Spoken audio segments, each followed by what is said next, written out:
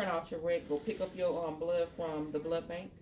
You're going to verify your patient's blood band ID and their name, date of birth, the type of blood, and all that. It's going to be two nurses that's going to sign off on it. So one nurse is going to actually have the actual blood bag. The other nurse is going to have the little paper that comes attached with it. You pull that paper off. The other nurse is going to be reading off. This is John Doe. Date of birth, all of this is going to be on there. Date of birth is 5/18/2007. His blood type, AB negative. Donor type, AB negative. Then you're going to verify when it actually expires, because there's going to be an expiration date on there. There's going to be a donor number that's going to be on the blood bag, and usually it starts with like a W. It's long. And then from there, everything should match. Everything that's on that paper, on your patient's wristband, their blood band, everything is going to match. If it doesn't, don't give it. All right, so once that's verified, and you scan everything into the system, I will prime my tubing with normal saline. And since there's like 2 clamps, I will release this, prime the tubing all the way down to the end with the saline, and then from there I will spike my blood.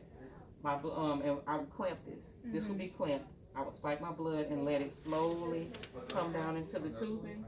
Once I have the blood in there and everything's already filtered, I'm going to run this through the IV pump. And then from there, I'm going to start my rate. My rate's going to be... Spiking, is it just punctual? Yeah. So that's spiking it. And from there, I'm going to thread this through my IV pump. And this one is made different. Anyway, so once you put it in the pump and you actually connect it to the patient's IV, you're going to be watching.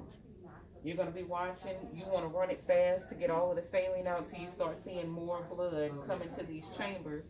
And then it's going to go all the way down to the end of the tube. So once it's down towards the end, that's when you actually start the time of infusion. Okay?